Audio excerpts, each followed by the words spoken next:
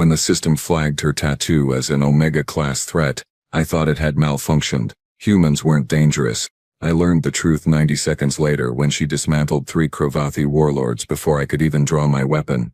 Look, I have been working security at Terminus 7 for 16 cycles now, and I thought I had seen everything. Every species, every trick, every pathetic attempt at smuggling contraband through the galaxy's busiest transit hub. The Vraxians with their color-changing skin, the Delthorians who could compress themselves into luggage, the Quelaxians who literally shed their criminal records with their molting season. Yeah, I had processed them all.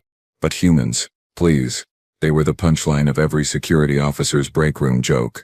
Soft little mammals from a backwater planet, always smiling, always apologizing, always looking like a stiff breeze could knock them into next week. Harmless. Adorable even in that pathetic sort of way.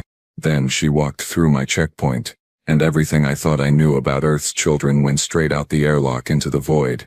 It was third shift on a Galactic Standard Tuesday, which meant the usual parade of exhausted travelers crying spawn and merchants who thought their fake transit permits would somehow fool a station that processed 40,000 beings per rotation. My 3 eyes were already tired, my chitinous plates ached, and I had 7 more hours before I could retreat to my quarters and forget that customer service was supposedly part of my job description. The line stretched back toward the docking bays like always. A family of Gorthians arguing about their luggage weight limits, 2 Peluvian traders who reeked of fermented kelp, a Xandorian priest mumbling prayers that made my translator implant glitch every 4th word. Standard chaos, exactly what I expected. Then I saw her waiting. 5 positions back in Q7. Human. Female probably, though their dimorphism was so subtle that half the time I guessed wrong. Small. Maybe 1.6 meters tall, which put her somewhere between my thorax and shoulder joints. Dark hair pulled back in what humans called a ponytail, practical clothing in grays and blacks, a single travel pack slung over one shoulder. She stood there like a statue, not fidgeting, not checking her data pad every 5 seconds like most anxious travelers, just waiting, patient, quiet, harmless. I almost laughed. Humans were always harmless. Their entire species was basically a galactic cautionary tale about what happened when evolution prioritized big brains over literally everything else that mattered for survival. No natural armor, no venom, no claws worth mentioning, no redundant organs. They did not even have decent sensory capabilities. 2 eyes, in a fixed forward position, absolutely ridiculous. Back on my homeworld of Krethix Prime, our newborn hatchlings had better offensive capabilities than adult humans. The Gorthian family finally finished arguing and stomped through. The Peluvians got flagged for secondary inspection because of course they did. Nobody travels with that much luggage for a simple transit stop. The Andorian priest blessed me, which my implant translated as something about finding peace in the 17 sacred voids, and I nodded politely while thinking about my paycheck. Then she stepped forward. "Documentation, please," I said, not even looking up from my terminal. My secondary hands were already reaching for the bioscanner while my primary hands typed. "Of course." Her voice was soft, polite. She placed her data chip on my scanner with the kind of careful precision that suggested she had done this 1,000 times before. No fumbling. No nervous chatter about how long the line was or how tired she was from travel. Just smooth, efficient compliance. I glanced at the scanner read out. Iris Chen. Human. Age 32 standard years, whatever that meant in their weird biological timeline. Origin planet Earth. Destination Nexus colony on the outer rim. Purpose of travel, personal business. Occupation consultant. Consultant. Right. That was human speak for unemployed and trying to sound important. "Step into the scanner please," I said, gesturing with my lower right arm toward the full-body imaging cylinder. It was protocol, nothing personal. Though I always found it amusing how some species reacted to the scanner. The Vraxians hated it because it saw through their camouflage. The Quelaxians refused because of some religious nonsense about capturing their soul essence. Iris Chen just nodded and walked into the cylinder without a single question. Professional. Experienced. Boring. I activated the scanner and watched the holographic display build her body layer by layer in glowing blue wireframe. Skeletal structure. Typical human. Fragile calcium-based framework that would shatter under a quarter of Krethix gravity. Musculature. Denser than average for her species, but still nothing compared to anyone who mattered. Internal organs. All standard, nothing smuggled in those pathetically vulnerable body cavities. Cardiovascular system. Single heart. Laughably insufficient. Then the scanner highlighted something on her left shoulder blade. Pigmentation anomaly. Decorative marking. Tattoo my database helpfully supplied. I squinted at the image. It was some kind of earth animal, rendered in blacks and oranges, all stripes and teeth and eyes that seemed to stare out from her skin even in holographic form. A big cat of some sort. Humans loved their pets. I knew that much. Probably some sentimental reminder of a childhood companion or whatever emotional nonsense they valued. Ma'am, the scanner detected a permanent skin marking. I said because protocol demanded I acknowledge any anomaly. Is this a tattoo? Yes, she said simply. Still calm. Still quiet. For decorative purposes? Something like that. I was about to clear her and move on to the next traveler when my terminal started beeping. Not the normal beep. The bad beep. The one that meant the station's central database wanted a closer look at something. My good mood, already non-existent, died completely. The beeping got louder, more insistent, and my terminal screen flashed yellow, then orange, then an ugly pulsing red that made my stomach sacks clench. In 16 cycles of security work I had seen that color exactly 4 times. 3 of those times involved wanted war criminals. The 4th was a Nexarian smuggler carrying enough plasma explosives to vaporize half the station. I stared at the screen, then at the human woman standing patiently in the scanner like she was waiting for a transport shuttle, not setting off every alarm in my system. Please remain in the scanner, I said, trying to keep my voice professional while my mandibles clicked nervously. There appears to be a secondary verification required. No problem. Iris Chen said, still calm, still unbothered, like this happened to her every 3rd day. I pulled up the detailed scan, zooming in on the tattoo. The image sharpened, revealing intricate detail work that must have taken hours of pain to complete. The animal, the big cat, was rendered in remarkable detail, black stripes over orange fur, white accents around the face, teeth bared in what humans probably thought looked fierce, but honestly just looked like their species trying too hard. My database labeled it tiger, Panthera tigris, extinct earth predator, previously apex hunter of Asian continent, notable for blah blah blah, solitary behavior blah blah, capable of killing prey twice its size. So she had a picture of a dead animal on her shoulder. Humans were weird about that stuff, I knew. They mourned species that had been gone for centuries. Very sentimental, very emotional, very pointless. But that did not explain why my terminal was having a complete meltdown. I checked the alert details. Pattern recognition match, it said. Cross-referencing with Galactic Military Database. Please stand by for verification. Military Database. For a tattoo, ma'am, I said slowly. Can you tell me the significance of this marking? She tilted her head slightly, and for just a fraction of a second, something flickered across her face. Not fear. Not guilt. Something closer to amusement maybe, or resignation. Then it was gone, replaced by that same neutral pleasantness. It is personal, she said. Right, but the thing is, I gestured at my screaming terminal. The system is flagging it as well as something that requires explanation. Is it? The way she said it, so flat, so unsurprised, made my plates itch. The screen refreshed. Cross-reference complete. Match found. Displaying results. I leaned forward, my 3 eyes trying to focus on the wall of text that appeared. Military Insignia Database.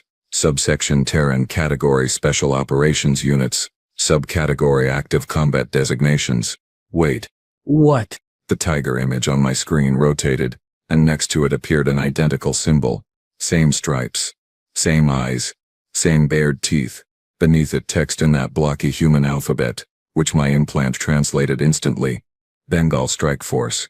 Earth Special Operations Command. Authorization level, Omega clearance, threat assessment, extreme. I read it 3 times, then a 4th time because surely I was mistranslating something. Special operations. Humans. That was like saying the Puffalorians had a swim team. Technically possible, I supposed, but absolutely ridiculous given that Puffalorians dissolved in water. This, I coughed, my throat suddenly dry. This symbol matches a military designation in our database. Does it? Iris Chen asked, and there was definitely amusement in her voice now. Subtle, barely there but present.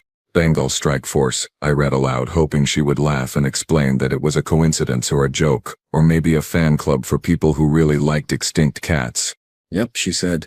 Just, yup. Nothing else. No elaboration. No explanation. My terminal beeped again.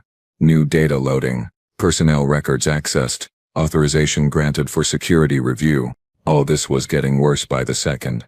The screen filled with text, and my 3 eyes went wide enough that my secondary eyelids engaged automatically, because surely what I was reading could not possibly be accurate. Service record.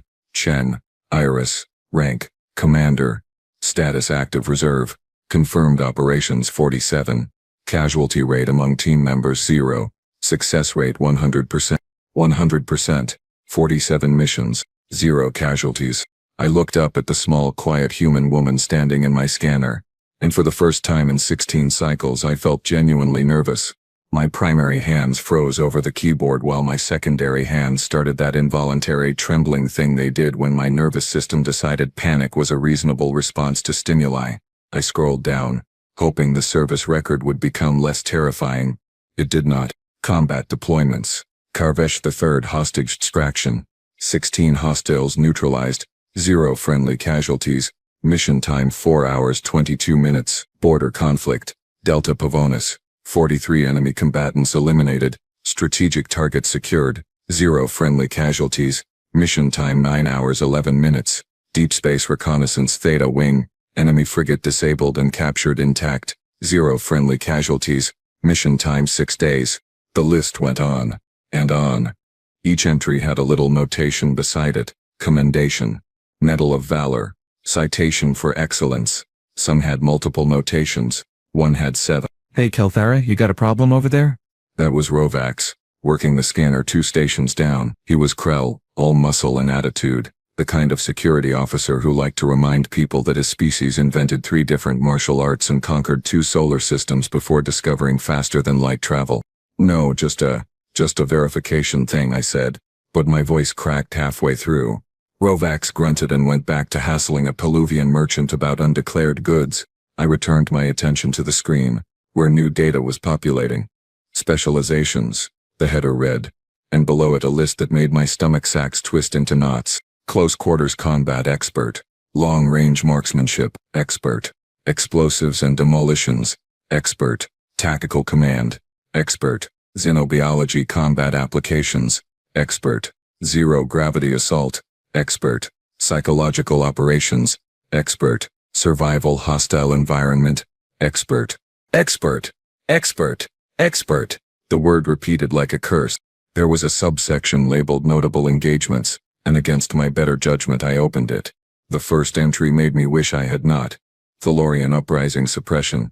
Operative Chen volunteered for solo insertion into enemy command structure. Duration, 73 days embedded. Result, complete dismantling of rebel leadership through targeted elimination and intelligence gathering. Enemy casualties, 48 confirmed. Friendly casualties, 0. Operative sustained no injuries. Strategic outcome, rebellion collapsed within 2 weeks of extraction. Solo insertion, 73 days, 48 confirmed kills. I looked up at Iris Chen again. She had shifted her weight slightly, perhaps tired of standing in the scanner, and was examining her fingernails like this was the most boring part of her day. Her face showed no tension, no concern. Her breathing was slow and steady. She looked like someone waiting for a sandwich order, not someone whose military record read like a horror anthology. Kelthara, seriously, what is going on? This time it was Vexla, a Sarathian with better pattern recognition than most station computers. Her sensor stalks had swiveled toward my terminal, which meant she had noticed the color coding on my screen. I have a human here with a military background, I said quietly. Vexla laughed. Actually laughed. This chittering sound that her species made when something struck them as absurd. A human. Military. What? Did she serve in their orbital trash collection fleet? Rovax heard that and laughed too, his deep rumbling chuckle echoing across 3 stations. Just come look at this, I said. The laughter stopped when they saw my screen. Vexla's sensor stalks went rigid. Rovax's crest flattened against his skull, which was Krell body language for "oh no, this is actually serious." That cannot be right, Vexla whispered. The database must be corrupted. Check the authentication codes, I said, pointing. Triple verified. Central Military Archive, Earth Defense Network and Galactic Security Council all confirm. Rovax leaned closer, his massive frame blocking my light. He scrolled down, reading, his crest getting flatter with each entry. 47 operations, solo operations. That is what it says. Humans do not do solo operations, Vexla said. They are pack animals, they travel in groups, they need emotional support and team bonding, and, what do they call it? Camaraderie. Apparently this one does not, I said. More data loaded. Commendations section. I stopped counting medals after 20. There were citations from 3 different galactic admirals. A personal thank you letter from the Earth Secretary of Defense. A notation that she had been offered promotion to Strategic Command 5 times and declined each time. Declined. She turned down promotions. Who did that? What is her threat assessment? Rovax asked, his voice quieter now. I found the section. Felt my plates go cold. Threat level Omega Black. Classification. Extreme danger to hostile forces. Capability assessment, single operative capable of mission-level strategic impact. Recommended engagement protocols. Do not engage without overwhelming numerical superiority and heavy weapons support. Preferred strategy. Avoid confrontation entirely. Avoid confrontation entirely. With a human. A human who was 1.6 meters tall and currently standing in my scanner looking bored. This is a mistake, Vexla said, but her sensor stalks were trembling. This has to be a mistake. Then explain the authentication, I said. She could not. Rovax scrolled further and found something that made him freeze completely. Kelthara. Look at this section. I looked. Known capabilities. The header read. Confirmed kill methods. 93 distinct techniques across 47 missions. Weapons proficiency. 216 different weapon systems, including 81 of non-human origin. Languages. 42 including 6 non-verbal species communication systems. Tactical adaptability. Successfully completed missions in 17 different atmospheric compositions. 4 zero-gravity environments. And 2 hostile xenobiological ecosystems without specialized equipment. Without specialized equipment. What does that even mean? Vexla whispered. I had a horrible suspicion I knew exactly what it meant. It meant Iris Chen had gone to places that should have killed her. Places where the atmosphere was toxic or the gravity was wrong or the local predators were the size of shuttlecraft.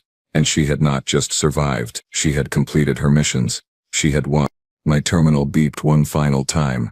Warning. Subject is flagged for diplomatic courtesy protocols. Exercise maximum professional respect. Any detention or harassment may result in formal complaint to Earth Embassy and Galactic Security Council review. Diplomatic courtesy protocols. For a soldier.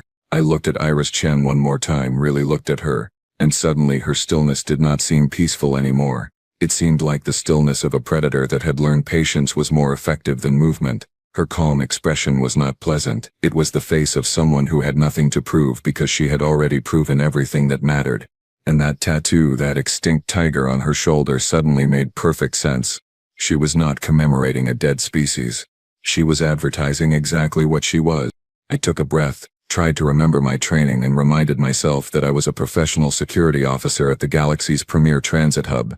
I had handled criminals, smugglers, and even that one time a Rothian mercenary tried to punch through my checkpoint. I could handle one small human woman, even if her service record suggested she could kill me in approximately 17 different ways before my secondary hearts finished their current contraction cycle.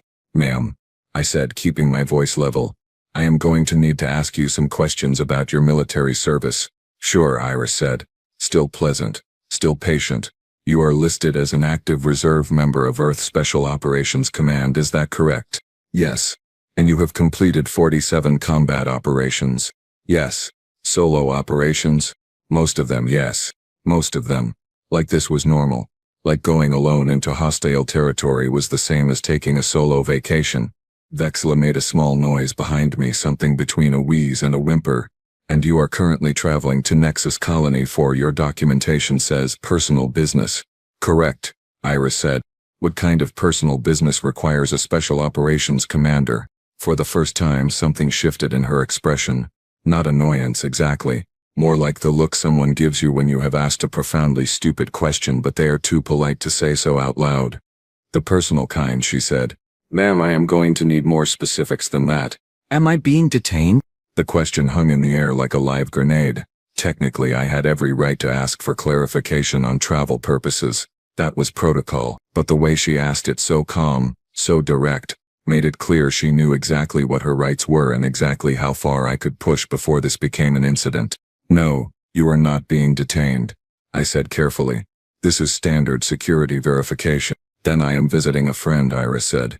"Personal business, no operational objectives, no weapons, no restricted materials, just me, my bag, and a shuttle ticket." Rovax leaned in close, his breath hot against my auditory sensors. "You need to escalate this," he whispered. "Call Senior Officer Krax. This is above our clearance." He was right. I hated that he was right, but he was right. I pressed the communication stud on my terminal. "Senior Officer Krax, this is Checkpoint 7. I need supervisory authorization for a complex verification." 3 minutes later, Krax arrived, and I knew we were in trouble because he brought 2 tactical officers with him. Krax was Vulfaxian, which meant he stood 3 meters tall, had 4 arms, and possessed the kind of combat experience that made even Rovax look like a hatchling. The tactical officers flanked him, both carrying stun rifles in low ready position. Krax looked at my terminal, looked at Iris Chen, looked back at my terminal. "Omega Black classification," he said, his voice a low rumble that made the floor vibrate. "Yes, sir," I said. "And she is just standing there?" "Yes, sir." Krax approached the scanner slowly, like he was approaching something that might explode. His 4 eyes studied Iris from multiple angles simultaneously. "Commander Chen," he said formally. "Officer," Iris replied, nodding slightly. "I am Senior Officer Krax, Station Security Chief. I am going to need to conduct a full tactical screening. This will involve detailed questions about your purpose here, your intended activities, and verification of your current operational status." "I understand," Iris said. "Can I step out of the scanner? I have been standing here for about 15 minutes and my knees are not as young as they used to be." The casual way she said it, the little joke about aging, should have been disarming. Instead, it made everything worse, because she was not nervous. She was not defensive. She was not doing any of the things people did when heavily armed security officers surrounded them. She was just tired of standing. "You may step out," Krax said, "but please remain in the designated area." Iris walked out of the scanner with easy, unhurried steps and sat down on the nearest bench. She set her bag beside her, folded her hands in her lap, and waited. The 2 tactical officers adjusted their positions, maintaining clear lines of fire. Standard protocol for Omega-level threats. Krax pulled up her file on his personal datapad, scrolling through page after page of operations, commendations, kill confirmations. His primary eyes narrowed while his secondary eyes tracked Iris, watching for any sign of threat response. "Your service record indicates you have neutralized hostile forces from 16 different species," Krax said. 17, actually, Iris corrected politely. "The database is missing the Quelaxian incident from 2 years ago. Paperwork got held up in diplomatic review." Vexla made that wheezing sound again. "And you are currently unarmed?" Krax asked. "Completely. No concealed weapons, no biological enhancements, no combat implants, just me," Iris said, holding her arms out slightly to show there was nothing hidden. "Standard human. 2 arms, 2 legs, 1 head. Disappointing lack of natural defenses." The way she said it, with that little bit of self-deprecating humor, made it sound like a weakness, but I was staring at a service record that proved the exact opposite. Those disappointing natural defenses had somehow been enough to complete 47 impossible missions. Krax opened his mouth to ask another question. That was when the alarm started screaming. The alarm was not the standard security alert. This was the bad one, the one we drilled for but prayed we would never actually hear. A pulsing, bone-rattling shriek that meant catastrophic security breach. And it was coming from the lower detention levels. Krax's communicator erupted with panicked voices overlapping each other. "Breach in detention block 9, 3 prisoners escaped. Responding officers down. Repeat, officers down. Lockdown protocols initiated, sealing bulkheads on levels 4 through 7. All security personnel to alert status. This is not a drill. Weapons-free authorization granted." My plates went cold. Detention block 9 was maximum security. That was where they kept the galaxy's worst, the ones too dangerous to transport anywhere else, the ones waiting for tribunal hearings that would inevitably end with permanent containment or execution. Krax's primary hand went to his communicator. "Krax here. Identify the escapees." The response made my stomach sacks drop straight through the floor. "Cravathi warriors, sir. 3 of them. Cell block Theta. They killed 4 guards and took their weapons. Sir, they are heading toward the main concourse. Cravathi. Oh no. Oh no. No no. The Cravathi were nightmare fuel-made flesh. 3 meters of bioengineered killing machine, bred specifically for combat over 2,000 years of selective genetics. Their culture had exactly one export: violence, and they were extremely good at it. Bone plating thick enough to stop most small arms fire, regeneration that could heal anything short of decapitation, strength that let them tear bulkheads open with bare hands, and a cultural honor code that made them fight to the death rather than surrender. 3 of them, loose, armed, heading this way. The main concourse was directly connected to immigration processing, which meant they were heading directly toward us. Cracks started barking orders. Vexla, Rovax, secure the checkpoint, get these civilians into the secure holding area. Tactical teams, form a defensive perimeter at junctions 4 and 7. Kelthara, evacuate all pending travelers immediately. Everyone moved at once. Travelers who moments ago had been complaining about wait times were now screaming and running. The Gorthian family scattered in 3 different directions. A Peluvian merchant dropped an entire case of goods and bolted. Rovax was shouting directions, his Krell battle training kicking in as he organized the chaos. I stood frozen at my terminal watching the security feed from the detention level. 3 massive shapes, moving fast, too fast for something that size. They moved through corridors like they owned them, and I watched in horror as a security team tried to establish a choke point at Junction 12. The Cravathi went through them like they were not even there. Kalthara, move. Vexla screamed at me. I could not. My limbs would not respond. I was watching the security feed, watching the Cravathi get closer, watching them clear junction after junction, and knowing with absolute certainty that when they reached immigration processing, everyone here was going to die. The Cravathi did not take hostages. They did not negotiate. They just killed until someone killed them first, and that required weapons we did not have in a civilian sector. The feed showed them reaching level 5, then level 4, then the access corridor that led directly to our section. 2 minutes, maybe 3 before they arrived. Krax was shouting into his communicator, calling for armed response teams, heavy weapons, anything that could stop 3 Cravathi warriors before they turned immigration into an abattoir. But response time from the tactical barracks was 5 minutes minimum. We did not have 5 minutes. Vexla grabbed my arm with her manipulator claw, trying to pull me toward the secure area where civilians were being herded. I stumbled after her, my legs moving on automatic while my brain kept screaming that we were all dead. That was when I remembered. Iris Chen. I spun around, looking for her, expecting her to be running with the other civilians or already secured behind the reinforced barriers. Instead, she was still sitting on the bench exactly where Krax had told her to remain.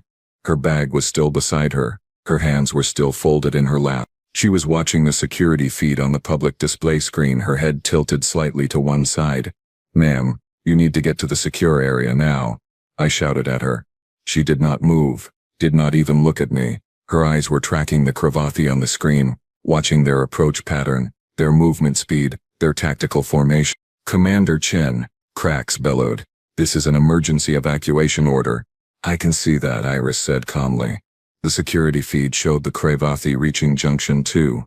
60 seconds, maybe less. Krax made a frustrated sound and signaled one of his tactical officers, "Get her to the secure zone, use force if necessary." The tactical officer, a heavily built Dralvian, approached Iris with his stun rifle slung and his hands out in a non-threatening gesture. "Ma'am, please, you need to come with me right now." Iris finally looked up at him, then past him to where Krax stood coordinating the desperate defense. Then she looked at me, and for just a second, I saw something flicker in her eyes. Not fear, something else. Something that made the hair equivalent on my sensory ridge stand straight up. "How many security personnel do you have between here and those Cravathi?" she asked Krax. 12, but they are not equipped for this level of threat. Now move. "They are going to die," Iris said simply. Matter of fact, no emotion. "I know," Krax roared. "That is why I am evacuating civilians." The security feed showed the Cravathi entering the main corridor. 30 seconds. Iris stood up slowly, brushing off her pants like she had all the time in the world. "Let me help," she said. Krax stared at her like she had just offered to solve a math equation by eating the calculator. "You want to what?" "Help," Iris repeated. Let me handle the Cravathi. You are a civilian in a crisis zone. I need you secured, not playing hero. I am an active reserve special operations commander with 17 confirmed Cravathi kills across 4 different engagements, Iris said, her voice still perfectly calm. I am the most qualified person on this station to handle this threat. And you have about 15 seconds to decide if you want my help or if you want to explain to your superiors why 12 officers died when you had an asset available. The security feed showed the Cravathi were 10 meters from the checkpoint entrance. Krax looked at her, looked at the feed, looked at his tactical officers who were taking defensive positions behind barriers that would last maybe 5 seconds against Cravathi strength. Do it, he said. Iris nodded once. Then everything about her changed. The pleasant expression vanished. The relaxed posture disappeared. She rolled her shoulders once, twice, and suddenly she was not a small, tired human anymore. She was something else entirely. Something that moved with the kind of fluid precision that made my predator recognition instincts scream warnings my conscious mind did not want to hear. She walked toward the checkpoint entrance, not running, just walking with easy, confident strides. She stopped at the threshold, standing in the open corridor where the Cravathi would see her first. Is she insane? Vexla whispered beside me. The Cravathi rounded the corner, and I got my first direct look at them. 3 nightmares in living flesh, each one massive, armored in bone plates, carrying stolen security rifles that looked like toys in their clawed hands. Their eyes, 6 per head, locked onto Iris immediately. They saw a small human, alone, unarmed. They charged. What happened next took 90 seconds, and I will remember every horrifying moment for the rest of my life. The first Cravathi came at Iris like a freight hauler roaring a battle challenge that made the walls vibrate. It swung a clawed fist that could have punched through a bulkhead. Iris moved, not away, towards sliding inside the swing with impossible timing. Her elbow struck something on the Cravathi's throat, some weak point I did not even know existed, and the massive warrior made a choking sound. She grabbed its arm, used its own momentum, and somehow, impossibly flipped 300 kilos of bone and muscle over her hip and into the wall hard enough to crack the reinforced paneling. The second Cravathi fired its rifle. Point-blank range, impossible to miss. Iris was not there anymore. She had moved, faster than my eyes could track, and the rifle shots went wide. She closed the distance before it could adjust aim, got inside its guard, and did something to its knee that made it bend in a direction knees were not supposed to bend. The Cravathi howled and dropped, and Iris took its rifle in one smooth motion, reversed it, and slammed the stock into the creature's skull with enough force to crack bone plate. The third Cravathi, seeing its companions down, pulled a blade. Smart. Cravathi combat blades were 1/2 meter long and could cut through most armor. It came at Iris with professional technique, not rage. Controlled strikes meant to kill efficiently. Iris dodged the first slash, parried the second with the stolen rifle, and then did something I could not even follow. A spin, a strike, a movement that put her behind the Cravathi, and suddenly she had the blade. She drove it down through the gap in the bone plating at the base of the skull, exactly where the spine connected, with the kind of anatomical precision that suggested she had done this before and knew exactly where to cut. The Cravathi dropped. The first one was trying to get up. Iris walked over to it, still calm, still controlled, and struck it once more. It stopped moving.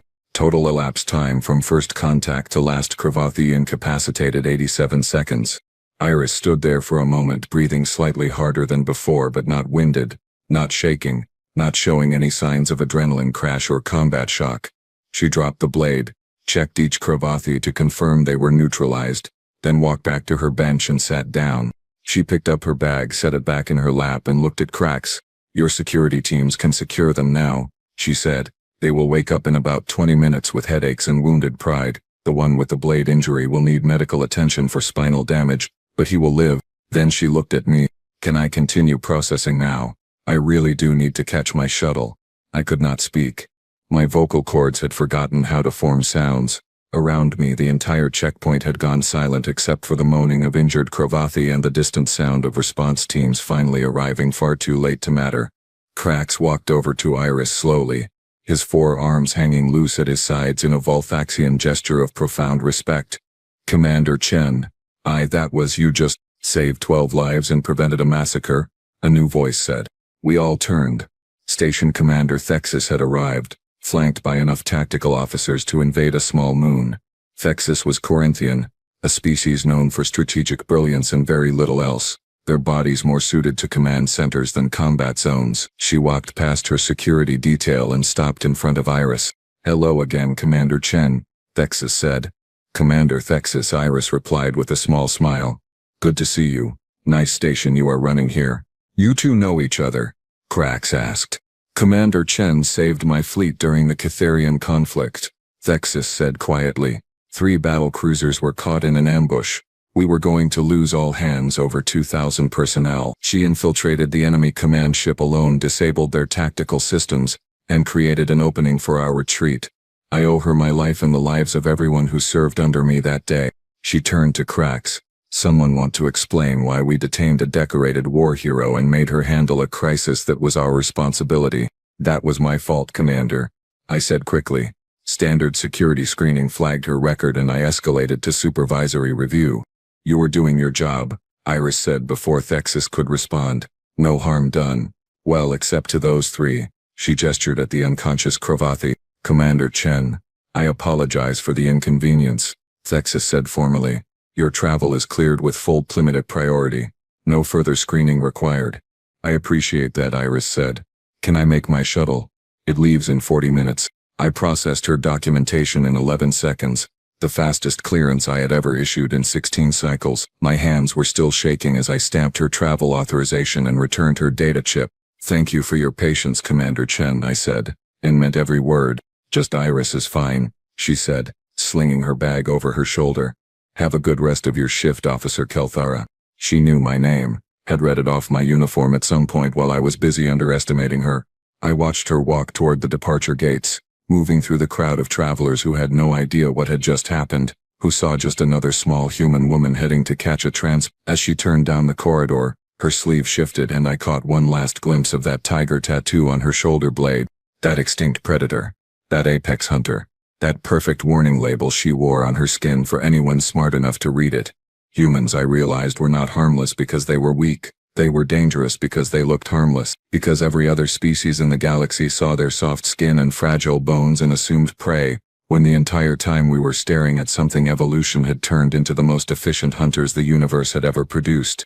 They did not need claws when they had creativity. They did not need armor when they had adaptability. They did not need venom when they had determination. And they definitely did not need to look dangerous when looking harmless worked so much better. I pulled up the station manual and found the entry on human transit protocols. Started reading. Really reading this time. Not skimming. Vexla approached my station, her sensor stock still trembling. "Are you okay?" "No," I said honestly, "but I am educated now." I looked at the security feed showing the departure gates, where Iris Chen had already disappeared into the crowd. "Never," I said quietly, "ever judge Earth's children by their appearance again." Vexla nodded slowly. "Agreed." Behind us, medical teams were loading 3 unconscious Cravathi warriors onto grav stretchers, and somewhere in the background Krax was filing an incident report that would probably become mandatory reading at security academies across the galaxy. Another day at Terminus 7. Another reminder that the universe was far stranger and more terrifying than any of us wanted to admit. And humans, those supposedly harmless little mammals from that backwater planet, were the strangest and most terrifying of all.